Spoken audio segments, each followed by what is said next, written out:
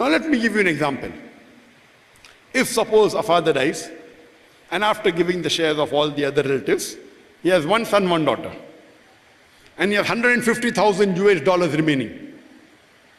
So to the son, he will inherit $100,000, and the daughter, she will inherit $50,000. Now, when the son inherits $100,000, he'll have to look after his wife, his children. Maybe he will spend $80,000 looking after the wife and the children and the other relatives who come under his care. But the woman, when she inherits $50,000, she need not spend a single dollar on anyone. If she wants to do voluntary, it's different. She need not. So I'm asking you a question, would you prefer inheriting $100,000 and spending $80,000 on somebody else, or would you prefer inheriting $50,000 and keeping everything for yourself? Which is better? Which is better? First or second? First or second? Second. MashaAllah. So we are disadvantaged. Imagine if Allah said both gets equal, then we would say this is injustice. You lay burden on a shoulder. We have to look after our wives, after children, maybe our parents, and you give same equal share. So Allah subhanahu wa ta'ala is unjust in the least degree. Surah Nisa chapter verse 40. So that's the reason in Islam, because Allah is just and the financial burden is not laid on the shoulder of the woman inherit half of that of the male counterpart, but yet financially they are more secured. The 17th most common question asked by the non-Muslim regarding Islam is that when Islam is such a logical religion, how do you believe in life after death? How can you prove the existence of life after death?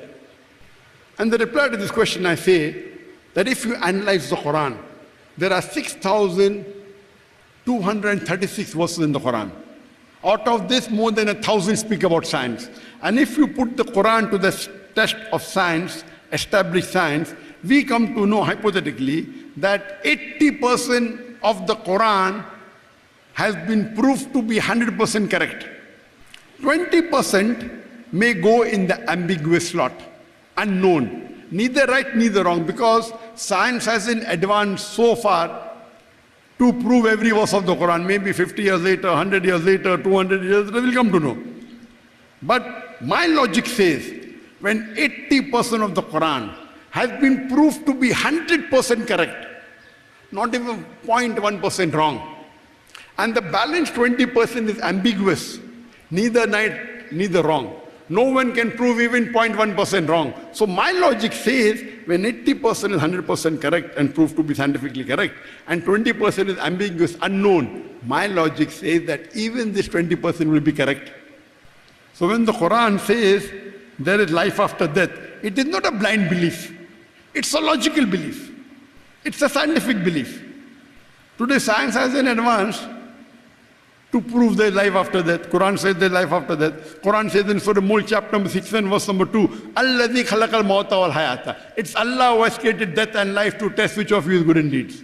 That means this life is a test for you. He has created death. First Allah creates death. Then Allah creates life. To test which of you is good in deeds. So this life is a test for us for the akhirah. So Quran says there is life after death. Science hasn't proved it, I agree with you. Science hasn't proved about jinn. Science hasn't proved about angel. So my logic says when 80% is 100% correct and the balance 20% is ambiguous, neither right or wrong, my logic says inshallah this 20% which is ambiguous also will be 100% correct. Now today, let us try to prove logically about the concept of life after death.